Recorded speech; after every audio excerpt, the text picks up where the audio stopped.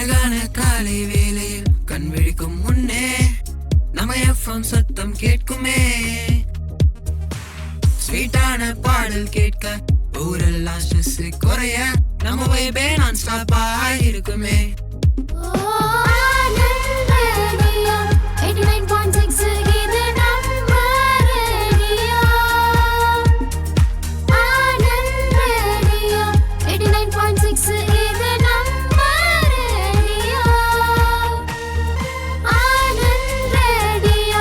ஊரெல்லாம் கேட்க போறோம், கவலைகள் மாறப்போ.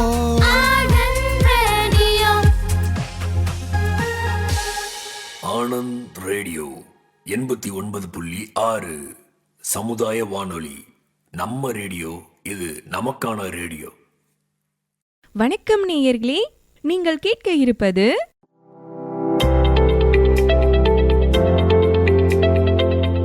மூத்தோருக்கு முதல் வணக்கம். இது மூத்த குடிமக்களுக்கான ஒரு சிறப்பு நிகழ்ச்சி. இந்திய அரசாங்கத்தின் சமூக நீதி மற்றும் அதிகாரமளித்தல் அமைச்சகம், இந்திய சமுதாய வானொலி கூட்டமைப்பு மற்றும் மாநில சமூக நலத்துறையோடு இணைந்து சமுதாய வானொலியில் ஒலிபரப்பாகும் நிகழ்ச்சிதான் மூத்தோருக்கு முதல் வணக்கம். இந்த நிகழ்ச்சி இந்திய அரசாங்கத்தால் வழங்கப்படும் மூத்த குடிமக்களுக்கான நலத்திட்டங்கள் குறித்த விழிப்புணர்வு நிகழ்ச்சியாகும். இதுவரை மூத்தோருக்கு முதல் வணக்கம் நிகழ்ச்சியில் 15 அத்தியாயங்கள் வாயிலாக மூத்த குடிமக்களுக்கான நலத்திட்டங்கள் குறித்து பல பயனுள்ள தகவல்களை தெரிந்து கொண்டு வருகிறோம். அந்த வகையில் இன்று 16வது அத்தியாயத்தில் மனநலம் காக்க ஒருங்கிணைப்பு மற்றும் தியானம் என்ற தலைப்பில் பல பயனுள்ள தகவல்களை நமக்கு பகிர்ந்துக்க காத்துட்டு இருக்காங்க தாத்தா பரத் மற்றும் பேத்தி லக்ஷ்மி. வாங்க என்ன சொல்றாங்கன்னு கேட்கலாம். அன்பார்ந்த நேயர்களுக்கு வணக்கம். மூத்தோருக்கு முதல் வணக்கம் எனும் மூத்த குடிமக்களுக்கான பயனுள்ள நிகழ்ச்சியின் 16வது அத்தியாயத்திற்கு உங்கள் அனைவரையும் அன்போடு வரவேற்கிறோம். நான் தான் உங்கள் லக்ஷ்மி மற்றும் என்னோட தாத்தா பரத். இந்த பேத்தி தாத்தா ஜோடி மூத்தோருக்கு முதல் வணக்கம் நிகழ்ச்சியில இந்திய அரசாங்கத்தின் மூத்தோர்களுக்கான நலத்திட்டங்களை பற்றி விளக்கமா வழங்கிக்கிட்டு வரோம். இதன் மூலமா மூத்தோர்களுக்கு ஆரோக்கியம், நிதி உதவி, உரிமை, அது மட்டும் இல்லாம ஆதரவு பெற்று வாழ உறுதுணையா இருக்கும். சரியா சொன்னீங்க தாத்தா. இந்திய அரசாங்கத்தின் மூத்த குடிமக்களுக்கான நலத்திட்டங்கள் குறித்த நிகழ்ச்சி நமது சமுதாய வானொலியில ஒளிபரப்புறாங்க. இந்த நிகழ்ச்சி மூத்த குடிமக்களின் வாழ்வாதாரத்தை மேம்படுத்துவதற்கான நிகழ்ச்சி. இப்ப காலம் ரொம்ப ரொம்ப மாறிடுச்சு. வேலைக்காக பிள்ளைங்க ஒரு இடத்துலயும் பெற்றோர்கள் வேற இடத்துலயும் இருக்காங்க. அப்படி தனிமையில இருக்க மூத்த குடிமக்கள் 3வது நபரை தான் நம்பி இருக்காங்க. சரியா சொன்ன லட்சுமி. மூத்தோருக்கு முதல் வணக்கம் நிகழ்ச்சி மூத்த குடிமக்களுக்கு ஆதரவாகவும் ஒரு துணையாகவும் இருக்கும். தாத்தா, மூத்தோருக்கு முதல் வணக்கம் நிகழ்ச்சியில இந்திய அமைச்சகத்தால் மூத்த குடிமக்களுக்கு கொண்டு வரப்பட்ட திட்டங்கள் பத்தி விளக்கமா பார்த்துட்டு வரோம். அது என்னன்னா, மூத்த குடிமக்கள் ஒருங்கிணைந்த திட்டம், மூத்தோருக்கான தேசிய உதவி மையம், பராமரிப்பாளர் பயிற்சி, சிறப்பு பொருளாதார மற்றும் வயோஸ்ரீ திட்டங்கள், கண் பிரச்சனைகளுக்கான தீர்வுகள் மற்றும் சரியான உணவு மற்றும் உணர்வு தொடர்பான நிபுணர் ஆலோசனைகள் வழங்கப்படுது. இது எல்லாமே நம்ம மூத்தோரோட நலனை மேம்படுத்துவதற்கு பெரும் உதவியா இருக்கு. அப்போ என் பேத்திக்கிட்ட இனிய நிகழ்ச்சியில நிறைய விஷயங்களை பத்தி நம்ம கேட்டு தெரிஞ்சுக்கலாம். ஆனா அதுக்கு முன்னாடி லட்சுமி, நேத்து உன் ஃப்ரெண்ட்ஸ் கூட ட்ரிப்பு போனியே, எப்படி இருந்தது? அதுவா தாத்தா, அதெல்லாம் அருமையா இருந்துச்சு. பழைய ஃப்ரெண்ட்ஸை பார்த்தது ஒரு தனி சந்தோஷம்தான். படம் பார்த்தோம், நைட்டு ஒன்னா உட்காந்து சாப்பிட்டோம், ரொம்ப நேரம் பேசிக்கிட்டு இருந்தோம். வாழ்க்கை எவ்வளோ பரபரப்பா இருந்தாலும் ஃப்ரெண்ட்ஸ் கூட நம்ம கொஞ்ச நேரம் ஒதுக்கணும். எல்லாரும் வேலை வேலைன்னு இருந்தாலும் நாங்க எல்லாம் ஒன்னா இருந்தது திரும்பவும் பழைய நாட்களுக்கு போன மாதிரி இருந்துச்சு. எல்லா மன அழுத்தமும் குறைஞ்சிருச்சு. கரெக்டா சொன்னம்மா. ஆனா இப்ப எங்க யாருக்கும் நேரமும் இல்லை, பாசமும் இல்லை. எங்க காலத்துல நண்பர்கள் மற்றும் குடும்பத்தோட சந்தோஷமா இருந்தோம். அது ஒரு அழகிய காலம். இப்போ எங்க யாரை எது கேட்டாலும் எனக்கு நேரமே இல்லைன்றாங்க. அப்படியா தாத்தா? நீங்க அப்பெல்லாம் எப்படி நேரத்தை செலவழிப்பீங்க? லட்சுமி, அதை எங்கேருந்து ஆரம்பிக்கிறதுனே தெரியல. நாங்கள்லாம் வேலைக்கு போயிட்டு வர்றப்ப பஸ்ஸில் இல்லை ட்ரெயினில் தான் வரணும்.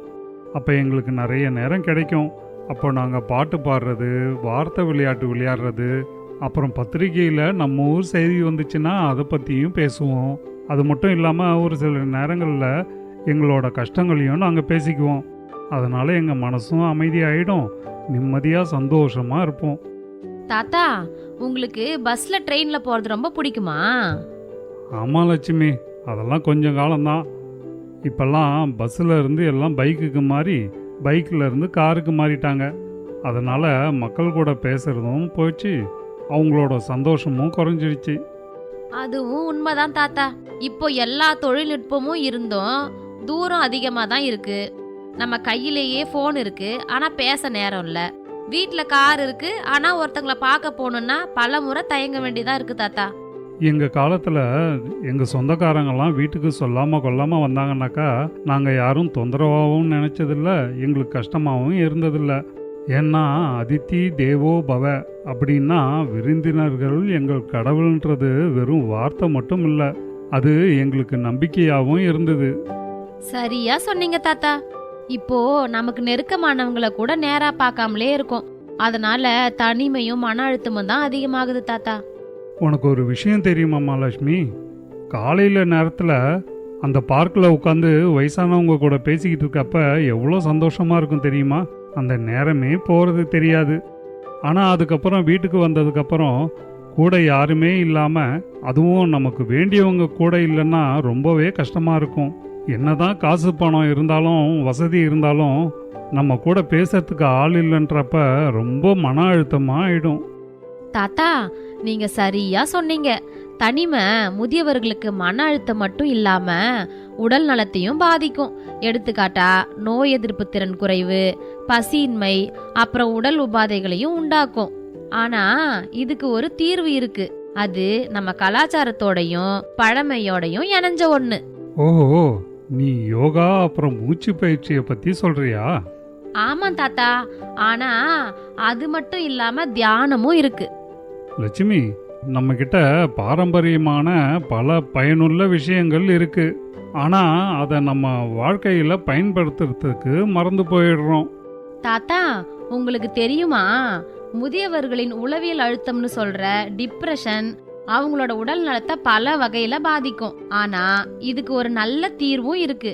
அது என்னன்னா, இந்திய அரசாங்கத்தின் சமூக நீதி மற்றும் அதிகாரமளித்தல் அமைச்சகம் இந்த நிலையில இருக்கிறவங்களுக்கு ஆதரவும் உதவியும் வழங்குறாங்க. பிள்ளைகள் வேலைக்காக வெளியூர்ல இருக்கிறது அல்லது வாழ்க்கை துணை மரணம், இது மாதிரி காரணத்தால வரும் தனிமை ரொம்ப கஷ்டமானது. அந்த சமயத்துல இந்த அமைச்சகம் அவங்களுக்கு சமூக சேவையாக இலவச ஆலோசனைகளை வழங்குறாங்க. என்னது ஆலோசனையா? அது எப்படி லட்சுமி மன அழுத்தத்தையும் தனிமையையும் போக்கும்? தாத்தா, நீங்க இப்படி கேப்பீங்கன்னு எனக்கு தெரியும். உங்க சந்தேகத்துக்கு தீர்வளிக்க தான் உளவியல் வல்லுனர் நம்ம நிகழ்ச்சிக்கு வந்திருக்காங்க. அவங்க என்ன சொல்றாங்கன்னு இப்போ நம்ம கேட்போமா?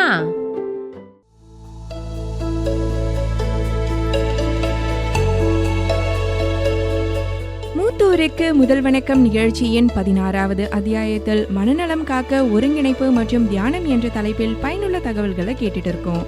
இப்போ மருத்துவ உளவியல் நிபுணர் என்ன சொல்றாங்கன்னு கேட்கலாம். வணக்கம் சார், முதுமை பத்தி சொல்லுங்க சார். வணக்கம் மேடம், என்னோட பேர் சரவணன். நான் மருத்துவ உளவியல் நிபுணராக பிம்ஸ் மருத்துவமனையில் வேலை செய்கிறேன். முதுமைன்றதை பற்றி ஒரு துறையில் இருக்கிறவங்க ஒரு மாதிரி சொல்லுவாங்க மேடம். நாங்கள் இந்த உளவியல் ரீதியாக சொல்லணும் அப்படின்னா 60 வயதுக்கு மேலே இருக்கிறவங்களுக்கு இந்த முதியவர்கள் அப்படின்ற மாதிரி, சில இடங்களில் பார்த்திங்கன்னா அவங்களோட ரிட்டையர்மெண்ட்டுக்கு அப்புறம் அப்படின்னு சொல்லுவாங்க. ஸோ முதுமை பருவம்ன்றது ஒரு மனிதர்களுடைய ஒரு முக்கியமான ஒரு பருவம். கிட்டத்தட்ட பார்க்க போனீங்கன்னா அந்த ஏஜில் அந்த குழந்தைகள் மாதிரி அவங்களோட வாழ்வில் இருக்கிற சில விஷயங்கள், மற்றவங்கள சார்ந்து இருக்கிறது, உடல் ரீதியான சில உதவிகள், மன ரீதியான சில விஷயங்கள். ஸோ இன்னொன்று, இப்போ இருக்கிற காலகட்டங்களில் பார்த்திங்கன்னா உலகம் முழுக்க இந்த முதியோர்கள் அப்படின்றவங்களுடைய ஒரு பாப்புலேஷன்ஸ் அது அதிகமாகிட்டு இருக்குது. இந்த மெடிக்கல் டெவலப்மெண்ட்டு இதெல்லாம் இருக்கிறதுல இப்போ எல்லாருடைய வாழ்நாள்கள் அதிகரிச்சிருக்கிறது. முதியவர்களுக்கு வரும் மன அழுத்தம் எதனால் வருது சார்?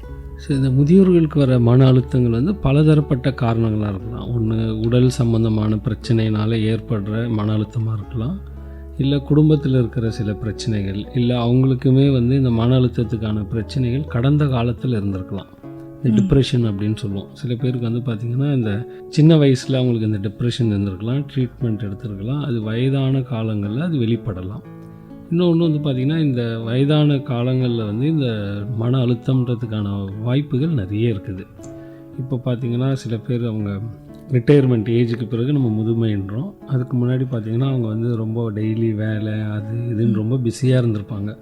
ஒரு காலகட்டத்துக்கு பிறகு அவங்க வீட்டில் இருந்து மற்றவங்கள சார்ந்து இருக்கும்போது, அதுக்கு முன்னாடி அவங்களுடைய வேலையில் இருந்த பிஸி, இப்போ இருக்கிற சில விஷயங்கள் அதெல்லாம் பார்க்கும்போது நிறைய மாற்றங்கள் அவங்க வாழ்க்கையில் இருக்கலாம். அதனால இந்த மாதிரியான ஒரு முதுமையில் இந்த மன அழுத்தத்துக்கான வாய்ப்புகள் நிறையவே இருக்குது.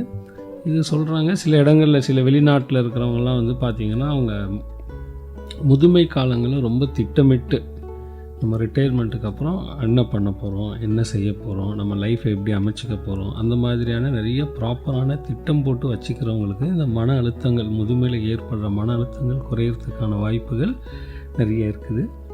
அது மட்டும் இல்லாமல் இந்த முதுமையில் இருக்கிற மன அழுத்தங்களுக்கு வந்து பொதுவாக நாங்கள் இந்த உளவியல் நிபுணர்கள்னும் போது நாங்கள் சொல்லுவோம், எந்த ஒரு மனிதனுடைய குணங்கள் சம்பந்தமான பிரச்சனைகளாக இருந்தால் அது உடல் ரீதியாக இருக்கான்னு பார்க்கணும், மன ரீதியாக இருக்கான்னு பார்க்கணும், இல்லை இந்த சுற்றுப்புற ரீதியாக, இது இங்கிலீஷில் என்ன சொல்லுவோன்னா பயோ சைக்கோ சோஷியல் காஸ்.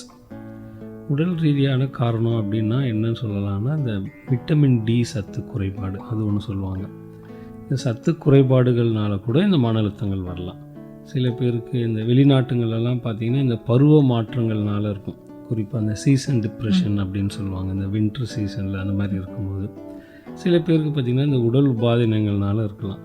மன ரீதியாக என்னென்னா அவங்களுடைய குணாதிசயம், அவங்களுடைய ஆளுமைத்தன்மை இதெல்லாம் ஒரு காரணங்களாக இருக்கலாம். சுற்றுப்புறம்னா அவங்க இருக்கிற இடங்கள், அவங்க சொந்தம் பந்தம் பிள்ளைங்க, அவங்களுக்கு போதுமான ஒரு பாதுகாப்பு இல்லாதது, போதுமான அளவுக்கு ஒரு அணுகுமுறைகள் இல்லாதது, அவங்க தேவைகளை யாரும் பூர்த்தி செய்ய முடியாத ஒரு சூழ்நிலை, பொருளாதார ரீதியான சில விஷயங்கள், இதெல்லாம் ஒரு காரணமாக அவங்களுக்கு மன அழுத்தங்கள் அமையலாம். அந்த மன அழுத்தத்திலிருந்து அவங்கள எப்படி வெளிக்கொண்டு வருது சார்? முதியோர்களுடைய மன அழுத்தம்ன்றது வந்து ரொம்ப முக்கியமான ஒரு விஷயம். ஏன் அப்படின்னு கேட்டோம்னா அவங்க வாழ்க்கையில் நிறைய மாற்றங்களை பார்க்குறது அந்த இதில் திடீர்னு உடல் ரீதியாக அவங்க செய்கிற வேலைகள், அப்புறம் இந்த ரொம்ப பிஸியாக இருந்திருப்பாங்க, அதுக்கப்புறம் இந்த ரிட்டையர்மெண்ட்டுக்கு அப்புறம் அவங்களோட வாழ்க்கையில் இருக்கிற சில விஷயங்கள் அந்த மாதிரி இருக்காது. ஸோ இப்போ இவங்க சொல்கிறது எல்லாம் கேட்டுட்ருக்கிறது போய் இப்போ மற்றவங்க சொல்கிறது கேட்டு அவங்களுடைய அந்த லைஃப் ஸ்டைல் சேஞ்சஸ் காரணங்களாக வந்து அவங்களுக்கு இந்த மன அழுத்தங்களுக்கு ஒரு காரணமாக இருக்கலாம். இதெல்லாம் வந்து உளவியல் ரீதியான காரணங்கள், சில பேருக்கு உடல் ரீதியான காரணங்களாக இருக்கலாம். கட்டாயம் வந்து நம்ம இந்த முதுமையில் இருக்கிறவங்களுக்கு வந்து இந்த மன அழுத்தங்கள் இருக்கும்போது இது சம்மந்தமாக மனநல வல்லுநர்களிடம் நம்ம காட்டி அவங்கக்கிட்ட ஒரு ஒப்பீனியன், அவங்கக்கிட்ட ஒரு ஆலோசனை எடுத்துக்கிறது நல்லது.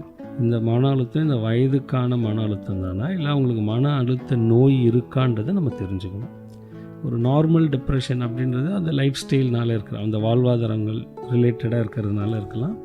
சில பேருக்கு வந்து பார்த்திங்கன்னா அந்த மனநோய்க்கான சில இதுவாகவும் இருக்கலாம். ஸோ அது மனநோய்க்கானதாக இருந்ததுன்னா அதுக்கான வைத்தியங்கள் அவங்க எடுத்துக்கும் போது கொஞ்சம் நல்ல மாற்றங்கள் இருக்கும். முதுமையில் கூட நெருக்கமாக இருக்கவங்க யாராவது இறந்துட்டா அது அவங்களுக்கு பெரிய மன அழுத்தத்தை கொடுத்துரும். அந்த மன அழுத்தத்திலேருந்து வெளியே வர்றதுக்கு அவங்க என்ன பண்ணணும் சார்? ஸோ இது வந்து என்ன சொல்லுவாங்கன்னா, அதாவது மனிதர்களுடைய வாழ்க்கையில் அதிகமாக ஒரு தாக்கத்தை கொடுக்கக்கூடிய ஒரு விஷயம் என்ன அப்படின்னா வாழ்க்கை துணையோட இழப்பு. ஸோ இந்த மனநல வல்லுநர்கள் அவங்கெல்லாம் உளவியல் வல்லுநர்கள் அவங்களாம் இது சம்மந்தமான சில ஸ்கேல், அதாவது ஒரு மனிதனுடைய மன அழுத்தம் எவ்வளோ இருக்குது அப்படின்றத கண்டுபிடிக்கிறதுக்காக சில ஒரு அளவுகோல்கள் மாதிரி கண்டுபிடிச்சாங்க. அதில் அவங்க குறிப்பிட்டு சொல்கிற விஷயம் என்னென்னா, வாழ்க்கை துணையோட இழப்பு ஒரு மனிதனுக்கு 100% மன அழுத்தத்தை ஏற்படுத்தும் அப்படின்றாங்க. திடீர்னு யாராவது இறந்து போயிட்டாங்கன்னா அது வாழ்க்கை துணைன்னும் போது அதோட தாக்கம் இன்னுமே அவங்களுக்கு ரொம்ப அதிகமாக இருக்கும். சில நண்பர்கள், அவங்க கூட பிறந்தவங்க, ஸோ அந்த மாதிரியான இறப்புகள்னும் போது அவங்கள ரொம்ப பாதிக்கும். இந்த இறப்புகளில் வந்து பார்த்திங்கன்னா திடீர்னு அன்எக்ஸ்பெக்டட் டெத், திடீர்னு இறந்து போகிறது அவங்க ஏற்றுக்கிறதுக்கான நாட்கள் கொஞ்சம் இருக்கும். சில பேர் கொஞ்சம் உடம்பு முடியாமல் இருக்கிறாங்க, அவங்க எந்த நேரம் வேணாலும் அவங்களுடைய இறப்பு இருக்கலாம் அப்படின்ற மாதிரி சில விஷயங்கள் அவங்க ரெகுலராக கொஞ்சம் பார்த்துக்கிட்டு இருந்தாங்கன்னா அதில் அவங்க அக்செப்ட் பண்ணிக்கிறதுக்கும் திடீர்னு சில பேர் இறந்து போகிறத அக்செப்ட் பண்ணிக்கிறதுக்கும் நிறைய வித்தியாசங்கள் இருக்கும். இப்போ நம்ம இந்த கொஸ்டின்ஸ்லேயே நம்ம முன்னாடியே பார்த்தபடி பார்த்திங்கன்னா எங்களுக்கு முன்கூட்டியே ஒரு மன அழுத்த பிரச்சனை இருக்கும்போது அவங்களோட ரொம்ப நெருக்கமானவங்க யாராவது இறந்து போயிட்டாங்கன்னா அவங்க ரொம்பவே மன அழுத்தத்துக்கு போகிறதுக்கான வாய்ப்புகள் உண்டு மற்றவர்களை விட. ஸோ அந்த மாதிரி இருக்கிறவங்களுக்கு நம்ம கூடுதலாக கொஞ்சம் கவனம் செலுத்த வேண்டியதாக இருக்கும். நம்ம என்ன சொல்லணும்னா நார்மல் கிரீஃப் பீரியட் அப்படின்னா என்னென்னா ஒரு இழப்பை ஒரு மனிதன் சராசரியாக ஏற்றுக்கிறதுக்குன்றதுக்கு 3லேருந்து 6 மாதம் ஆகுன்றாங்க. அது வந்து இயற்கை. அந்த காலகட்டங்களில் அவங்களுக்குள்ளே இருக்கிற சில மன ரீதியான மாற்றங்கள், கவலையாக இருக்கிறது, யார்கிட்டையும் பேசாமல் இருக்கிறது, சாப்பாட்டில் நாட்டம் இல்லாமல் இருக்கிறது, தூக்கம் இல்லாமல் இருக்கிறது, அடிக்கடி அழுதுட்டு இருக்கிறது, சில பேருக்கு சில குற்ற உணர்வுகள், இந்த மாதிரி எல்லாம் இருக்கும்.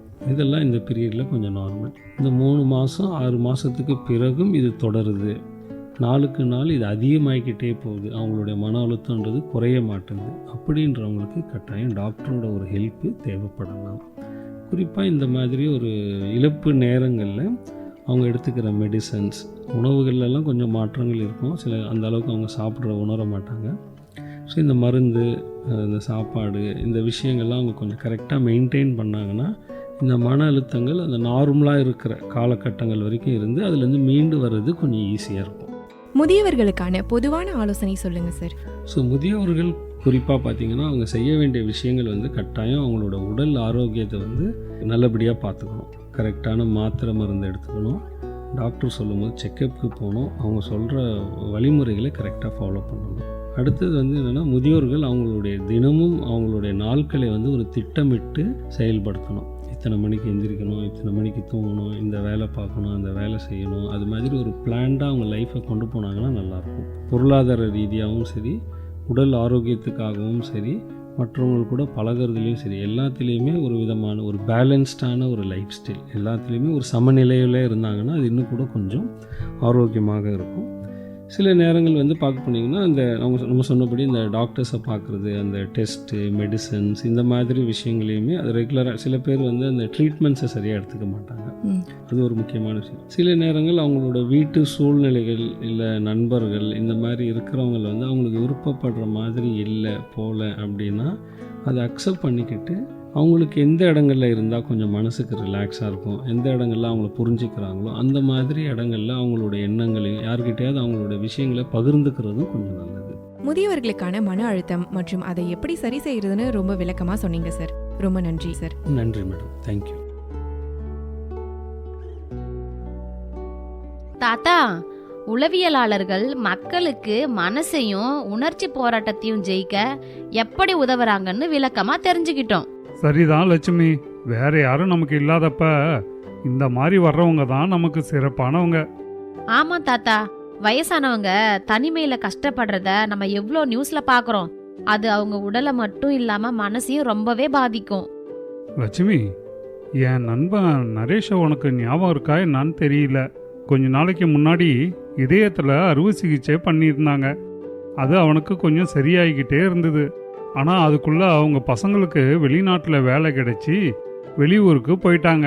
அவன் வீட்டில் தனிமையில் இருந்ததுனால அவனுக்கு மன அழுத்தம் அதிகமாகி அவன் உடம்ப ஒழுங்காக கவனிச்சிக்காமல் விட்டுட்டான். அவனுக்கு பசி இல்லாமல் போய் சாப்பாடும் ஒழுங்காக சாப்பிடாம விட்டுட்டான். அதனால் அவனுக்கு மேலும் உடம்பு ரொம்ப சரியில்லாமல் ஆயிடுச்சு. ஆனால் அப்போவே இந்த மாதிரி திட்டம்னு ஒன்று இருந்தது தெரிஞ்சிருந்தா அவனுக்கு சொல்லி சீக்கிரமாகவே குணமடைய வச்சிருக்கலாம். உனக்கு ஒரு விஷயம் தெரியுமா லட்சுமி? இப்போ அவன் அவங்க பிள்ளைங்களோட வெளிநாட்டில் தான் இருக்கான். அப்படி இருந்தும் அவன் தனிமையில் இருக்கிற மாதிரியே இருக்கான். ஏன்னா என்னதான் வெளிநாட்டுக்கு போனாலும் நம்ம நாடு, நம்ம வீடு, உணவு, மொழி, சூழல் எல்லாம் நம்ம கூட ஆழமாக தொடர்புடையது. இப்போ அவனுக்கு அதுவே மறுபடியும் மன அழுத்தத்தை கொடுத்துருச்சு. தாத்தா, தியானம்ன்றது நம்ம மனசையும் நம்மள நாமே அமைதிப்படுத்த உதவி செய்யுன்றது உங்களுக்கு தெரியுமா? தெரியும் லட்சுமி. சரியான தியான பயிற்சி மூலம் நம்ம மனதை ஆரோக்கியமாக திடப்படுத்திட்டோம்னா அதுக்கப்புறம் நம்ம கவலை இல்லாமல் மகிழ்ச்சியாக இருக்கலாம். அது மட்டும் இல்லாமல் 60 வயசு ஆனாலே யோகா பயிற்சி, தியானம் பயிற்சி இதெல்லாம் செஞ்சோம்னா மனசு அமைதியாகவும் ஆரோக்கியமாகவும் இருக்க முடியும். அருமையா சொன்னீங்க தாத்தா. நீங்க சொல்றது அற்புதமான விஷயம். லட்சுமி, தியானமும் யோகாவும் நம்ம வாழ்க்கைய சரியான திசையில கவனத்தை செலுத்துறதுக்கு ரொம்பவே உதவும். வயசுன்றது ஒரு பிரச்சனையே இல்லை. எந்த வயசானாலும் யோகாவும் தியானமும் செஞ்சுக்கிட்டு வந்தாங்கன்னா அவங்க வாழ்க்கை சிறப்பாக இருக்கிறதோட ஆரோக்கியமாகவும் இருப்பாங்க. தாத்தா, யோகா மற்றும் தியானத்தை பத்தி நமக்கு சொல்றதுக்கு வல்லுனர் ஒருத்தவங்க வந்திருக்காங்க. வாங்க என்ன சொல்றாங்கன்னு கேட்கலாம்.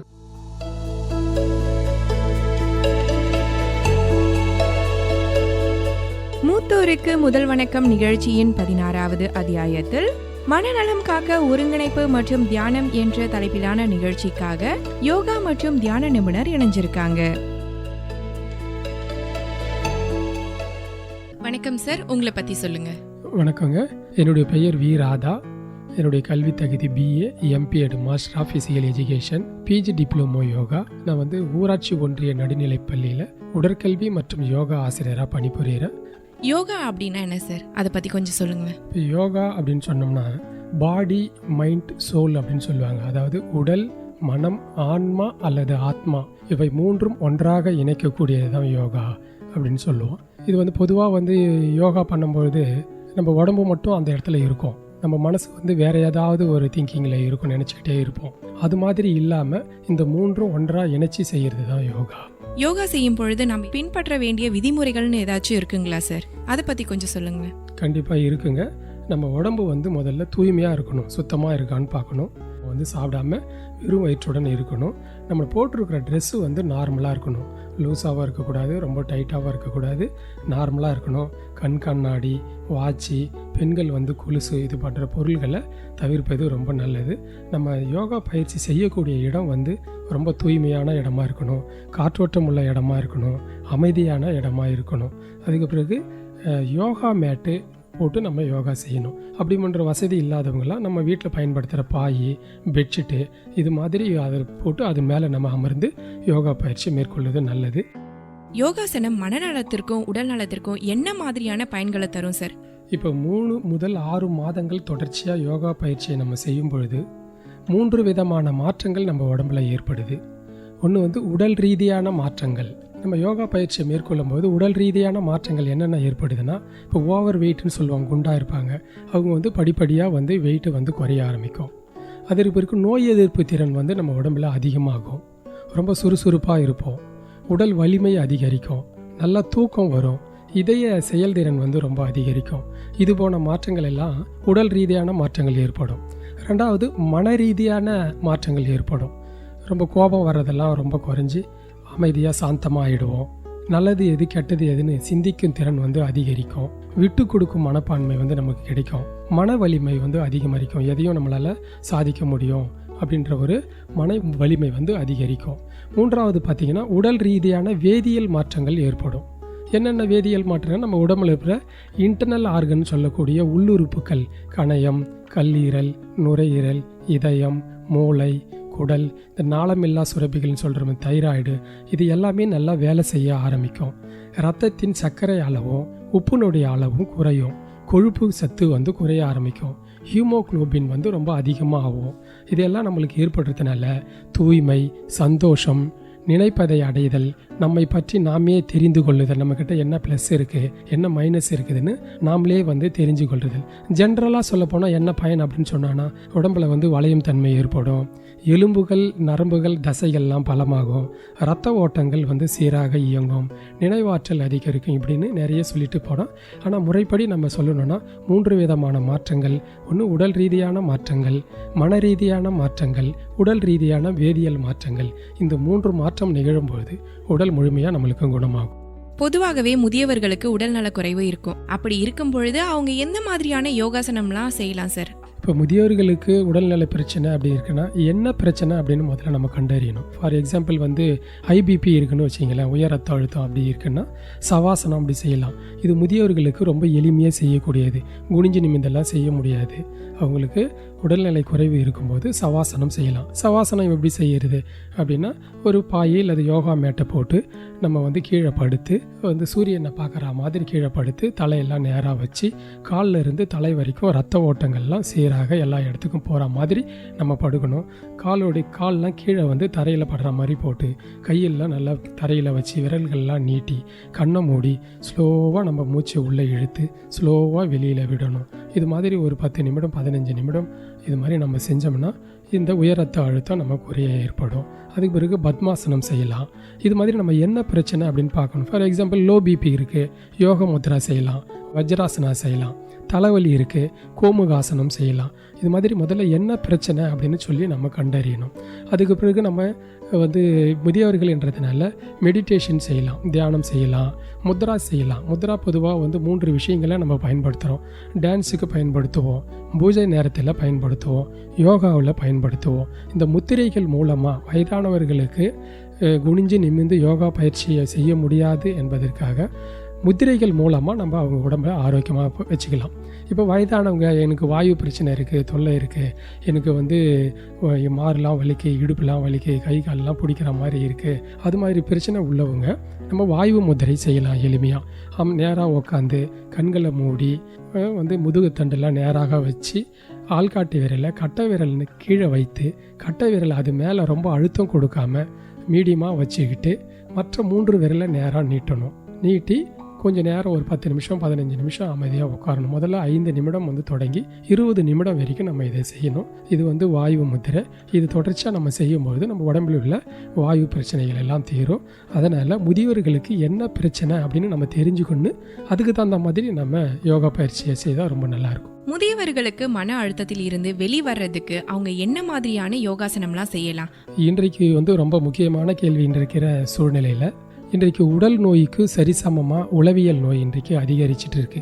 எந்நேரமும் ரொம்ப பரபரப்பாக ஓடிக்கொண்டே இருக்கிறோம், ஏதாவது நினச்சிக்கிட்டே இருக்கிறோம், தூக்கம் இல்லாமல் இருக்கிறோம். இது போன்ற விஷயங்கள் எல்லாம் நம்ம வந்து மன அழுத்தம் ரொம்ப ஏற்படுது. இந்த மன அழுத்தத்திற்கு நம்ம வந்து அதிலிருந்து விடுபடணும் அப்படின்னு சொன்னால் மெடிடேஷன், தியானம் செய்யணும். தியானம் மூலயமா நம்ம மன அழுத்தத்தை முற்றிலும் நம்ம குறைக்கலாம். இந்த தியானம் செய்யும்பொழுது பத்மாசனத்தில் அமர்ந்து செய்யலாம், வஜ்ராசனத்தில் அமர்ந்து செய்யலாம், சுகாசனா, சித்தாசனா, இது மாதிரி ஆசனங்களில் நம்ம அமர்ந்து செய்யலாம். சில நேரம் வந்து பெரியவங்க வந்து பத்மாசனாவில் உட்கார முடியும்னா வலது காலை மேலே எடுத்து போட்டு அதுக்கு பிறகு இடது காலை மேலே எடுத்து போடும்பொழுது இடுப்பெல்லாம் ரொம்ப பெயின் ரொம்ப அதிகமாக இருக்கும், வலி அதிகமாக இருக்கும். அது மாதிரிலாம் பெயின் இருக்கிறவங்க எந்த காலையும் எடுத்து மேலே தேவையில்ல, சாதாரணமாக வீட்டில் உட்காந்து நம்ம சாப்பிட்றதுக்கு எப்படி உட்காரமோ சமணங்கால் போட்டு நம்ம இந்த பத்மாசனத்தில் உட்காரலாம். பத்மாசனாவில் அமர்ந்து செய்யும்பொழுது 2 கையுமே சின்முத்ராவை நம்ம பயன்படுத்தணும். கட்டை விரலும் ஆள்காட்டி விரலும் நகம் படாதவாறு விரல்களை நம்ம வட்டத்தை உருவாக்கி மற்ற 3 விரல்களை நம்ம நேராக்கி 2 கையுமே நம்ம சின்முத்ராவில் முட்டிக்கு மேலே வச்சு முதுகு நேராக வச்சு கண்களை மூடி ரொம்ப அமைதியாக slow breathe in and slow breathe out அப்படின்னு சொல்லுவாங்க. மெல்ல மூச்சை இழுத்து மெல்ல மூச்சை வெளியில் விடணும். இது செய்யும்போது கவனம் வந்து நம்ம சுவாசத்தில் இருக்கணும். இது மாதிரியான பத்மாசனா, வஜ்ராசனா, சுகாசனா, சித்தாசனா, இது மாதிரி அதனால் ஒரு ஆசனத்தில் அமர்ந்து நம்ம மெடிடேஷன் பண்ணலாம். இது வந்து முதல்ல 3 நிமிடம் 5 நிமிடம் 10 நிமிடம் அப்படின்னு நேரத்தை படிப்படியாக நம்ம வந்து அதிகரிச்சுக்கிட்டே போகணும். கவன சிதறல் வந்து இருக்கக்கூடாது. இது மாதிரி ஒரு பயிற்சியை நம்ம செஞ்சோம்னா இந்த மன அழுத்தத்திலிருந்து நம்ம விடுபடலாம். யோகா குறித்து பல பயனுள்ள தகவல்களை வழங்கியதற்கு ரொம்ப நன்றி சார். நன்றிங்கம்மா. தாத்தா, யோகாவும் தியானமும் வாழ்க்கைய சரியான பாதையில வச்சுக்க எவ்வளோ முக்கியம்னு பாத்தீங்களா? நம்ம மனசும் எண்ணமும் அமைதியா இருந்தாலே நம்ம வாழ்க்கை சிறப்பா இருக்கும். சூப்பர் லட்சுமி, வர வர தத்துவ ஞானி போலேயே பேசுற நீ. பரவாயில்ல, என் பேத்தி பெரிய பேச்சாளர் ஆயிட்டான்னு நினைக்கிறேன். தேங்க்ஸ் தாத்தா. நம்ம நேயர்கள் இன்னைக்கு மூத்தோருக்கு முதல் வணக்கம் நிகழ்ச்சி மூலமா தெரிஞ்சுக்கிட்ட தனிமைக்கு சிறந்த துணை யோகா மற்றும் தியானம்ன்ற தகவலை அவங்களுக்கு தெரிஞ்சவங்களுக்கெல்லாம் சொல்லுவாங்கன்னு நம்புறேன். உடனே நான் என் நண்பர்கள் எல்லாரையும் கூப்பிட்டு இந்த நல்ல விஷயத்த சொல்லணும். ஏன்னா இது எல்லாருக்கும் இந்த பிரச்சனை இருக்கு, ஆனா அதை பத்தி பேசுறதே இல்லை. இப்போ அப்படி கிடையாது. ஏன்னா இப்பதான் இந்த மன அழுத்தத்தை சரி செய்யறதுக்கான வழி தெரிஞ்சிடுச்சு இல்லையா?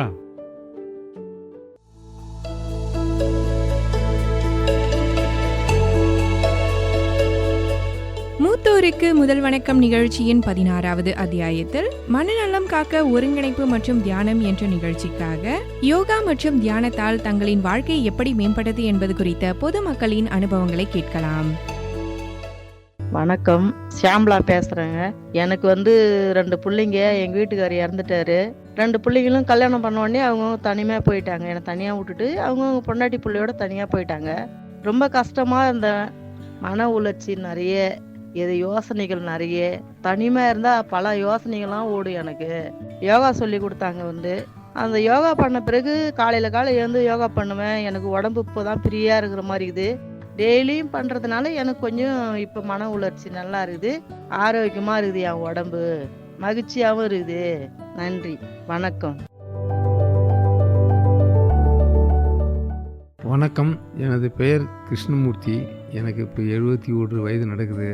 இந்த 71 வயசுல என்னுடைய நண்பர்கள் என்னை பார்த்து எப்படி இவ்வளோ சுறுசுறுப்பாக இருக்குன்னு கேட்பாங்க. அதுக்கு நான் பதில் என்ன சொல்கிறேன்னாக்கா, நான் ஆரோக்கியமாக இருக்கிறது காரணம் உடற்பயிற்சியும் தியானமும் யோகாவும் தொடர்ந்து செய்துன்றதுனால என்னுடைய உடல் ஆரோக்கியமாக இருக்குது. முதல்லலாம் எனக்கு கோபமும் முன்கோபமும் ஜாஸ்தியாக இருக்கும். இப்போ அந்த தியானம் யோகா இதெல்லாம் பண்ணுறதுனால எனக்கு இப்போ கோபம்லாம் ரொம்ப குறைஞ்சி போச்சு. இப்போ அது மட்டும் இல்லாமல் எனக்கு சுகர் இருந்துச்சு. அந்த சுகர் இப்போ தியானமும் யோகாவும் பண்ணுறதுனால குறைஞ்சிருக்குது. இப்போ எல்லோரும் தியானமும் யோகாவும் பண்ணுங்க, ஆரோக்கியமாக இருங்க. நன்றி, வணக்கம். வணக்கம், நான் குணசுந்தரி பேசுகிறேன். நான் தனிமையில் தான் இருந்தேன். அப்போல்லாம் ரொம்ப கஷ்டப்பட்டேன். நான் உடம்பும் எனக்கு சரியில்லாமல் இருந்தது. எனக்கு ஒரு மகன் இருக்கிறாங்க. அவங்க வெளியூருக்கு போய்க்கிறாங்க. நான் தனியாக தான் இருப்பேன். அந்த சமயத்தில் எனக்கு ரொம்ப மனசு கஷ்டமாக இருக்கும். உடம்புலாம் ரொம்ப சரியில்லாமல் இருந்தது. அப்போ இந்த வானொலி நிலையத்திலேருந்து யோகாவும் தியானமும் சொல்லி கொடுத்தாங்க. அதையும் நான் கொஞ்சம் கொஞ்சமாக கற்றுக்கின்னு நானும் அதை டெய்லி நான் செய்ய ஆரம்பித்தேன். அது எனக்கு ரொம்ப பயனுள்ளதாக இருந்தது. அந்த யோகாவும் அந்த தியானமும் நான் தனிமையில் இருக்கிறேன்றதே எனக்கு இல்லாமல் ஆயிடுது. இதுக்கு முன்னாடி யோகா இந்த தியானம் கற்றுக்கிறதுக்கு முன்னாடி உடம்பு வலிலாம் அதிகமாக இருந்தது. மன உளைச்சல்லையும் நான் இருந்தேன். யோகா தியானம் அதை கலந்து நானும் கற்றுக்கின்னு சும்மா இருக்கும்போதெல்லாம் நான் அதை செய்ய ஆரம்பித்தேன். அது செய்ய செய்ய எனக்குள்ளே நிறைய மாற்றங்கள்லாம் வந்தது. அது எனக்கு ரொம்ப சந்தோஷமாகவே இருந்தது. நம்ம யோகா தியானம் அதெல்லாம் நம்ம செஞ்சோம்னா நம்ம உடம்பு நல்லாவே இருக்கும். நான் இப்போ தனிமையில் இருக்கிறேன்ற எனக்கு அந்த ஒரு கஷ்டமே இல்லை. நான் நல்லா சந்தோஷமாக தான் இருக்கிறேன். உடம்பும் எந்த குறையும் இல்லாமல் நல்லாவே இருக்குது. இதுக்கெல்லாம் காரணமே யோகாவும் தியானமும் தான். இதை சொல்லி கொடுத்த அந்த வானொலி நிலையத்துக்கு என்னுடைய மனமார்ந்த நன்றியை தெரிவிச்சுக்கிறேன். நன்றி, வணக்கம். வணக்கம்மா, என் பேர் கலைவாணி. முதல்லாம் எனக்கு ரொம்ப இடுப்பு வலிக்கும். என் வேலையை என்னால் செய்ய முடியாது. மற்றவங்களுடைய உதவி எனக்கு தேவைப்படும். அப்போல்லாம் நம்ம மற்றவங்களுக்கு கஷ்டமாக இருக்கிறோமோன்ற மாதிரி ஒரு மாதிரி நினைப்பேன். இப்போ யோகா செய்கிறதுனால என் வேலையை நானே செஞ்சுக்கிறேன். ஒரு பாத்ரூம் போகிறதுனாலும் ஒரு குளிக்கிறதுனாலும் நானே செஞ்சுக்கிறேன். இப்போ நான் ரொம்ப மகிழ்ச்சியாக இருக்கிறேன். இதுக்கு காரணம் யோகாவும் தியானமும் தான். ரொம்ப நன்றிம்மா. தாத்தா, முதியவர்கள் அவங்களோட அனுபவத்தை பத்தி சொன்னதை கேட்டோம். இப்போ அவங்களுக்கான அரசு திட்டங்களை பத்தி சொல்லலாமா? சரி, உங்களுக்கு அந்த அரசு திட்டம்லாம் ஞாபகம் இருக்கா? ஆமாம், எனக்கு நல்லா ஞாபகம் இருக்கு. மூத்தவர்களுக்கான ஒருங்கிணைந்த திட்டம், அதாவது IPSRC. இந்த முயற்சி மூத்தவர்களின் சமூக, உடல்நிலை மற்றும் மனநிலைகளின் தேவைகளை பூர்த்தி செய்யும் ஒரு முழுமையான அணுகுமுறையை கொண்டுள்ளது. இது உடல்நல சேவைகள், பொழுதுபோக்கு நடவடிக்கைகள் மற்றும் சமூக ஒத்துழைப்பை ஊக்குவித்து முதியோர்களுக்கு ஒரு நிறைவான வாழ்க்கையை உறுதி செய்ய உதவுகிறது. மூத்தவர்களுக்கான உதவி தொலைபேசி எண் 145567. இந்த உதவி தொலைபேசி மூத்தவர்களுக்கு உடனடி உதவியை வழங்குகிறது. அவர்கள் சட்ட உதவி, உடல்நல சேவைகள் அல்லது அவசர உதவிகள் ஆகியவற்றை வழங்குறாங்க. மூத்தவர்கள் காலை 8 மணி முதல் இரவு 8 மணி வரை எந்த நேரத்திலும் இந்த எண்ணை அழைத்து ஆதரவை பெறலாம். முதியவர்களுக்கு பராமரிப்பாளர் பயிற்சி திட்டம். முதியவர்களுக்கு சரியான பராமரிப்பு வழங்க திறமையான பராமரிப்பாளர்கள் தேவை. இந்த திட்டம் முதியவர்களுக்கு உடல், மனம் மற்றும் உணர்ச்சி ஆதரவை வழங்குவதற்கான பயிற்சிகளை தனிநபர்களுக்கு வழங்குகிறது. அவர்களுக்கு சிறந்த பராமரிப்பு கிடைக்குமாறு உறுதி செய்கிறது. மூத்த பராமரிப்பு முதுமை வளர்ச்சி இயந்திரம் SAGE. இந்த முயற்சி முதியவர்களுக்கு சேவைகள் மற்றும் தயாரிப்புகளின் புதிய வாய்ப்புகளை உருவாக்குகிறது. SAGE மூலமாக தனியார் மற்றும் அரசாங்க நிறுவனங்கள் முதியவர்களின் தேவைகளை பூர்த்தி செய்யும் சிறந்த வசதிகளை உருவாக்க ஊக்குவிக்கின்றன. ராஷ்டிரிய வயோஸ்ரீ யோஜனா, அதாவது RVY. இந்த திட்டத்தின் கீழ் பொருளாதாரத்தில் நலிவடைந்த மூத்த குடிமக்கள் இலவச உதவியை பெறுகிறார்கள்.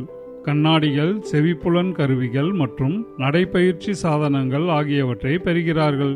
இதனால் அவர்கள் சுயமாகவும் வசதியாகவும் வாழ முடிகிறது. கண்புரை அறுவை சிகிச்சை திட்டம். முதியவர்களில் பரவலாக காணப்படும் பிரச்சனையான கண்புரை தீர்க்க இலவசம் அல்லது மலிவு விலையில் கண்புரை அறுவை சிகிச்சைகள் வழங்கப்படுகின்றன. இது முதியவர்களுக்கு அவர்களின் பார்வையும் வாழ்க்கையின் தரத்தையும் மீண்டும் பெற உதவுகிறது. முதியவர்களுக்கு பராமரிப்பிற்கான உரிமை. இந்திய அரசு முதியவர்களுக்கு அவர்களது குடும்பத்தினரால் பராமரிக்கப்படுவதற்கான உரிமையை உறுதி செய்துள்ளது. குடும்பம் இந்த பொறுப்பினை பூர்த்தி செய்யாவிட்டால் முதியவர்கள் அவர்களது உரிமைகளை பெற சட்ட உதவியை நாட முடியும். இந்த திட்டங்கள் மற்றும் முயற்சிகள் நம் முதியவர்களை மரியாதை செய்து அவர்களை ஆதரிக்கும் ஒரு நல்ல முயற்சியாகும். முதியோர்களின் தேவைகளை அறிந்து அவர்களின் வாழ்க்கையை மகிழ்ச்சியாகவும் கௌரவமாகவும் மாற்றுவதற்கு நம் அனைவரின் பங்கு மிகவும் முக்கியமானது. மூத்தவர்களுக்கு மரியாதை என்பது ஒரு சமுதாயத்தின் உண்மையான அடையாளம். தாத்தா, நம்முடைய மூத்தோர் நம்முடைய பெருமை. சரியா சொன்ன லட்சுமி. இப்போ நம்ம நிகழ்ச்சியோட நிறைவு பகுதிக்கு வந்தாச்சு. ஆமா தாத்தா. நேயர்களே, மீண்டும் வேறொரு பயனுள்ள தகவல்களோடு அடுத்த நிகழ்ச்சியில் சந்திக்கின்றோம். அதுவரை உங்களிடமிருந்து விடைபெறுவது நான் உங்கள் லக்ஷ்மி மற்றும் நான் தாத்தா பரத். மூத்தோருக்கு முதல் வணக்கம் நிகழ்ச்சியின் 16வது அத்தியாயத்தில் தாத்தா பரத் மற்றும் பேத்தி லக்ஷ்மி நமக்காக மனநலம் காக்க ஒருங்கிணைப்பு மற்றும் தியானம் என்ற தலைப்பில் பல பயனுள்ள தகவல்களை வழங்கினாங்க. இந்த நிகழ்ச்சி உங்களுக்கு பயனுள்ளதா இருக்கும்னு நம்புறோம். இது போன்ற மூத்த குடிமக்களுக்கான நலத்திட்டங்கள் குறித்து மேலும் தெரிந்து கொள்ள தவறாமல் கேளுங்கள் மூத்தோருக்கு முதல் வணக்கம். நன்றி நேயர்களே.